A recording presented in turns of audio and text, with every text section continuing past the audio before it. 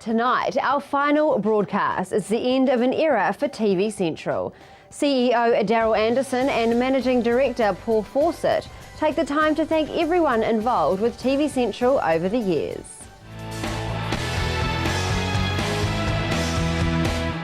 Kia ora and good evening. Welcome to the last ever episode of Central News on tvCentral for Thursday the 30th of April. I'm Amanda Harper.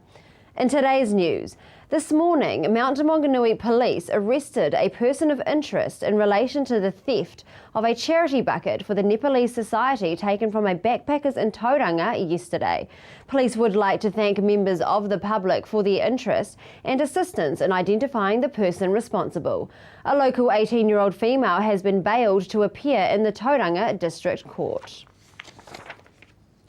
Some of the strongest volcanic tremors in 8 years has been measured from Mount Ruapehu, and GNS Science is warning that intermittent tremors are at a level last seen during the 2006 eruption and 2007 lahar. According to a release from GNS, they said the volcanic tremors coming from Mount Ruapehu over the last 2 to 3 weeks were moderate to strong. It also cautioned that historically, a direct relationship between volcanic tremors and eruptions had not been established, but said it was a signal often present before, during or after enhanced volcanic unrest. Mount Ruapehu remains at volcanic alert level 1, with the scale ranging from 0 to 5, and GNS Science continues to closely monitor the volcano through Kiwinet. Newmont Mining Corporation has announced today that it is intending to sell its mining operations in Waihi. Newmont has entered into a non-binding letter of intent to sell its operations to Oceania Gold Corporation, which will acquire the business by purchasing Waihi Gold Mining Company Limited. Newmont Waihi Gold General Manager Glenn Grindlay says until that time it will be business as usual following the current operating plans. Grindlay says, "We want this transition to be as smooth as possible. Newmont Waihi Gold employees will continue to be employed by the same company, but with new owners. All current existing New Zealand contracts will be transferred directly to the new owners, as well as consent conditions will remain the same, while closure bonds and conditions set by local regulators will also remain in place." Unite Union is calling on all New Zealanders to give support to McDonald's workers this Friday by tooting their support when they see pickets outside stores and not buying a burger on that day. According to Unite Union, McDonald's walked out of bargaining on Tuesday because they refused to discuss how an offer to end 0 hours would work. Restaurant brands and Burger King have offered to move to secure shifts as well as a formula to guarantee hours. Finalists for the 3rd annual Kiwinet Research Commercialisation Awards have been announced. Designed to celebrate commercialisation success within New Zealand's universities and Crown Research Institutes, the clever science innovations include multi-storey buildings from renewable resources, big data software, and a sustainable alternative to polystyrene. Finalists include the University of Waikato's 11 Ants Analytics, which is a big data software creating international interest. Kiwinet General Manager Dr. Bram Smith says the 2015 awards have uncovered more inspiring success stories of talented researchers pushing business to the frontiers of high-tech innovation. These unsung heroes of the research community are quietly making an enormous contribution to business innovation across a diverse range of sectors. Their work is delivering a new wave of products, services and processes that help to underpin strong economic growth in New Zealand, built on cutting-edge innovation. All finalists will deliver a presentation in the final stage of judging on 17th of June in Auckland. Winners will be announced at a reception that evening. And now for our region's weather. Hamilton fine apart from evening cloud, light winds, high of 17, a low of 5. Rest of the Waikato the same. Pairo high of 18, a low of 8. Matamata 15, high and 6. Te Aomotu 18 and 6 low. Tokoroa 15 and 5 low. Tauranga it will be fine with light winds, high of 18 and low of 10. Te Puke 17 and 8. And for the marine forecast, West Coast Raglan tending Friday afternoon to a southwesterly 15 knots, dying out late Saturday. There will be a heavy southwest swell easing Friday morning. High tide is at 8:45 p.m. And in the East Coast, Bay of Plenty tending Friday afternoon to a southwesterly 15 knots, then dying out on Saturday. High tide is at 5:32 p.m. Stay with us after the break for the last ever interview for Central News with the man who created all of this 15 years ago.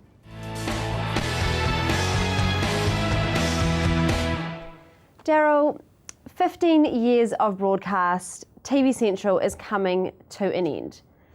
How do you feel about this? Feelings, yeah. Thanks, Amanda. They've been mixed. You can't go for 15 years on a journey like this and for it to be simple. There's obviously really, really sad feelings for the opportunity that staff now won't have, and needing to find redeployment. And there's really sad feelings for those that have put so much in, including like financial support, those that have a vested interest, those that have supported through like vehicles or equipment or whatever it might be, those that have those that have been funders. But also, it's really a happy time as well, because you look back and reflect and you go 15 years, and the amount of people that have been involved and the amount of viewer support, the amount of relationships that we've built, so the feelings are mixed, and I guess over the last 12 months as I've been working towards this end, it's probably been sadder than once you've made a decision and the decision's right, then it removes that anxiety or that anxiousness of has it been right, is it the right time, and then you can move into how do we move forward, what's the best thing I can do for staff, how do we find redeployment, how do we find the best outcome for everybody. And so it's probably a long-winded answer to how I feel, but it's not a simple sort of singular feeling, I guess. And take me back to when it all began. What was the driving force behind establishing regional television in the Waikato and Bay of Plenty? Yeah, well, for me it was simple. I was a dairy farmer, and I had 3 little kids, and they wanted to watch a lot of TV. I didn't like what they're watching, and I said, no, you're not watching that, you're not watching this. And I thought to myself, well, maybe there's something I could do instead of being negative about something, because people were then complaining about content on national TV, as they are now. 15 years later, some of the feedback we've had in the last few days has been just people complaining about how it's not fair because they are now left with the content that is delivered to them through national television. And so that was back then, that was the same. And I thought, well, maybe I could do something positive. Maybe I could do our own station that was family friendly, that was for our community, and try and get rid of rubbish, or let's put it another way, try and have it filled with content that was locally generated or international, national, that was educational, informational, infotainment, that sort of thing. And so that's where it all started. And I think over the 15 years, it's developed a lot though. Like, how your thinking is instigated in one way, but as you get to know more information and as the 15 years has rolled by, I think I've become a much stronger believer just purely in serving our community through local content and maintaining a local identity for people and having an opportunity for locals to have a voice. And so, from a start, it's probably changed, and I'm probably a much stronger believer now just in the local voice for people. Yeah. Well, you've definitely achieved that, creating a local identity and voice for people around the community, and there's a lot of people out there that are grateful for the work that you've done and the opportunities that you have provided. Now, with being a community-funded TV station, what was the most challenging about this? Well, 99% of the work has been amazingly awesome. Yes, there's been some challenging aspects, but I like to reflect on the things that have been so fantastic. And some of those things, like we've worked with over 120 staff over those years, and so there's been amazing relationships in that.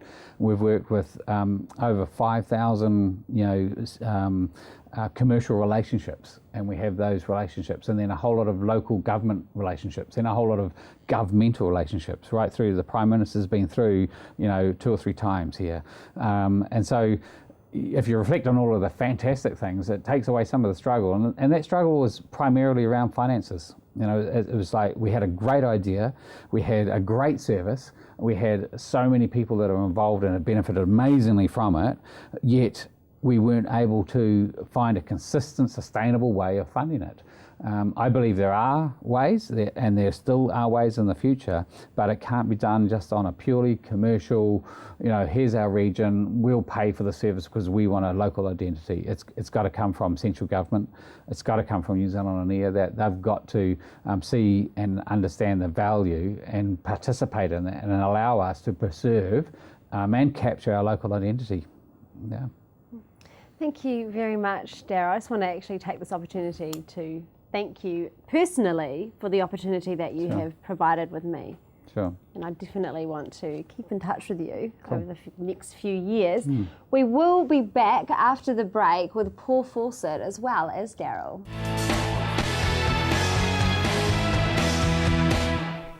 Welcome back to Central News. This is the last ever interview for Central News and for tvCentral, and I've got Daryl Anderson and Paul Fawcett sitting on the couch with me. They're the directors of tvCentral. Paul, what has been some of your favourite memories of working for tvCentral? So, most memorable, I'm not sure it's the favourite, but in the early days was doing transmission. That was the broadcast side of television. And we had to do it quite manually, so we'd sit at the desk, insert tapes. When that program finished, change it over, put another tape in, and bring my kids down. They were little then, and they would just sleep, and because we worked between like 7 and midnight in the evening, so that was very memorable. I think favourite things is actually seeing the return of people like yourself who have been here more than once, and we think that's just really a neat thing that you've cut your teeth, you've come in and you've developed, you've gone away and you've come back again, and that's been a real neat thing to be part of. A lot of people have come through here and can owe the beginning of their careers to you two. What are some of the success stories of previous staff? I guess there's many success stories, isn't there, at different levels, and we're probably one of them. Yeah, absolutely. Of course. Yeah. See us lots on TV, but there's been plenty of ones from here that have gone into the networks or gone on to national broadcasts, either behind the scenes or in front of the camera. We won't mention names. There's others that have started their own production companies and done quite robust productions. So those sort of things are really encouraging. Yeah. And I remember somebody that had no TV skills came in, got an opportunity, and they went on to become a producer and produce their own show. So they didn't come in with training; they just came in, and we gave them opportunity. So when you see life-changing events like that, and that person has contacted me and said, "Yeah, like it was the very key to changing direction of life," those are pretty cool. Running community TV means that you do have the option to kind of support and promote local causes and charities. What have been some of your most rewarding experiences in this regard? I think, again, a story from a while ago, or a number of years ago, when we were doing Mishmash and we were giving away prizes on as part of that show, and one prize was they won some books or school supplies from Whitcoulls, and we found out later from the lady who owned Whitcoulls that the little boy that had won the prize was from an underprivileged family and was just so stoked to get new books and new stuff, and I think that was sort of part of that definition of why we do what we do. Not for glamour or fame, but just to see that the understated in community could have significance. Yeah. For me, it was like we used to do one of the shows was a live broadcast, and we were highlighting the need that somebody had they were dying and they needed to take a trip around New Zealand that was their last sort of request, their bucket list. Somebody rang up, one of the viewers rang up and gave them their camper van and said, "You travel you know, knock yourself out, drive right around New Zealand, then it's yours at the end, you sell it, and it's for the cause. You know, I want you to finish well. And so being part of something like that, you know, was really, really awesome. Yeah. And we sort of also found that like charitable groups, volunteer groups were never really that great at promoting themselves because they're the type of people that just get on and do good stuff. And so, yeah, that's been a real privilege to be part of, being able to not expose that, but maybe assist, you know, organisations like that to get some sort of profile and voice. And what have been some of your favourite shows that have played over the years? Well, for me, yeah, there's been lots because there's so many elements that, you know, that have been so cool within each show. But there's been some shows like, say, Farming Today, where the crews were out on the farm in the mud and the rain and with different presenters, and so it was really out there. And it was, you know, capturing something that was really quite different, and it wasn't like in studio, and so it was, you know, out in the field, and so that's been really, really cool. And I think like Mishmash is probably, you know, has the rate out there too, you know. 80 schools a year, you know, all those kids, you know, all those contacts. Yeah, and I think too, and again in the early days, our first live broadcast was this show called Live and Kicking. We came here and we filmed it at 7 o'clock at night, and I think we did six episodes of it, and it was pilot series. And it was in the days when we didn't probably have a lot of viewers, and we were frantically in the background sending texts and to the show and stuff like that. So it was quite funny. They rode on and they came onto the set on a scooter and doing all sort of really radical things. Having animals in here, there's been some pretty interesting times on studio with animals on the set and stuff like that. What about Destination Central? I hear that's a pretty cool show as well. That's a really good show. Hosted by someone and again, really cool. funny enough that the roots of that show went back to a product called Let's Go Shopping, where a presenter, and not dissimilar to yourself, that came in wanting the experience, wanting the opportunity to, you know, present, and started that show, and that was her show, and just tried to build a model around it. And the feedback from clients for the likes of a show like Destination Central, where we're out in the field again, has been so amazing, you know, and when you get people feeding back and saying, you know, like our business has just really, really benefited from these guys that have come on site and they've been so professional, you know, and to me, that's never going to happen if there's no regional community TV. You know, you're not going to have professional crews coming on site helping businesses achieve their outcomes, and some of these businesses will never, ever get the opportunity to promote on TV and get that sort of production work done. Now, before we finish, is there anything that you would like to say to the viewers and supporters out there? Paul? Me, thanks. I guess it's not been easy, but it's been made easier by the fact that you get feedback, that you get support. You know, I've had it myself on a number of occasions. People say, "Oh, I watch your channel and really enjoy this and really enjoy that." So, yeah, and I just want to say thank you for that support, and probably too for staff, both present and past, that, you know, you've all been a part of our lives, and it's we wouldn't be who we are without you. So, yeah, thank you to the team as well. Yeah. And obviously it's a huge thanks to our viewers. You know, we wouldn't be able to do what we do, and we would have no inspiration to do what we do if nobody actually cared.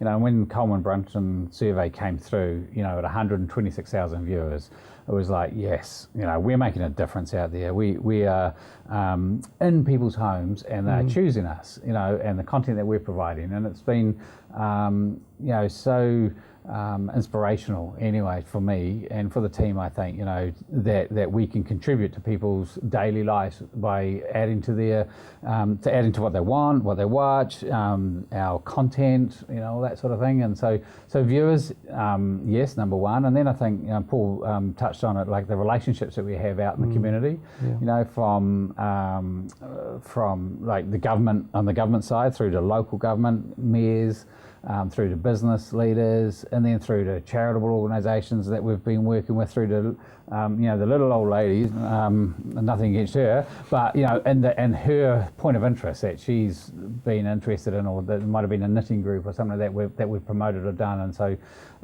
know, it's just it's been such a privilege, to be part of so many relationships and so many organisations, and been in the homes of so many people for 15 years. And, I look forward, I guess, to what does that future look like, we'll all go our different ways, but broadcast has changed. When we started 15 years ago, that TV in the corner of your home was the only way, essentially, that you could get content. The internet wasn't even hardly around, certainly not content that was delivered to your home, big thanks to all in that journey. Well, on behalf of everyone here at tvCentral, I'd also like to thank both of you for creating tvCentral, and it's been a good ride, but things must come to an end.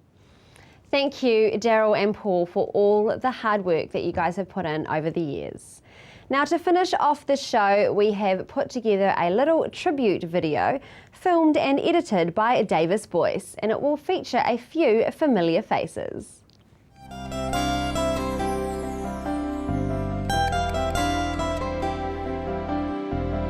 For 15 years, tvCentral has strived to bring the Waikato and Bay of Plenty local, family-friendly television that you can be proud of, that you can stand behind, that you can contribute to and be a part of.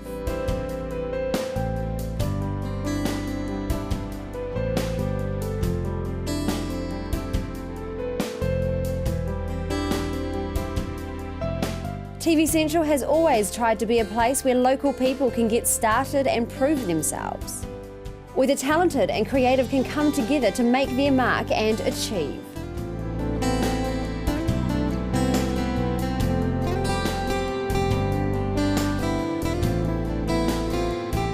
Sadly, all things must come to an end, and tvCentral will be ceasing our broadcast after 15 years of bringing positive local content to the New Zealand airways.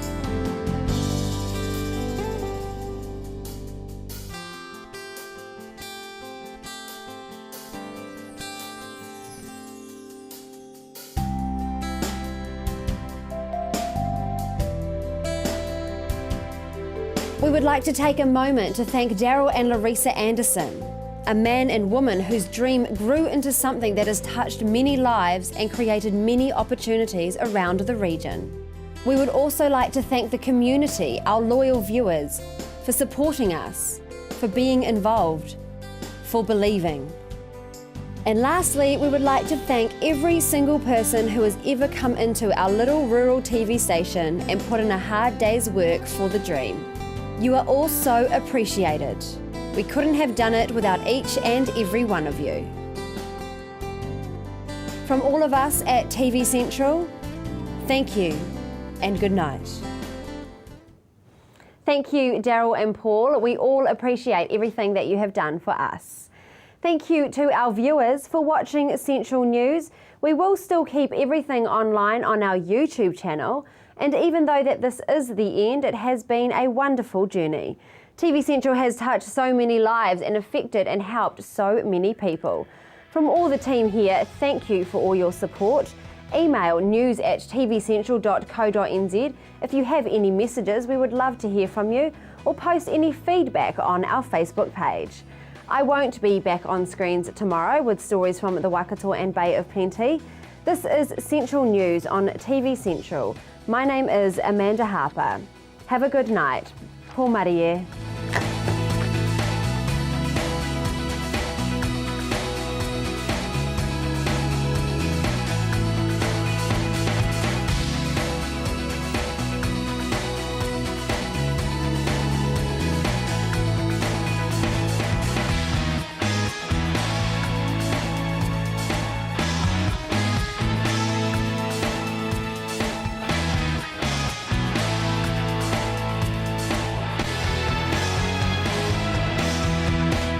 This has been an Alpha Media production, a division of Television Media Group. Supporting local content so you can see more of New Zealand on air.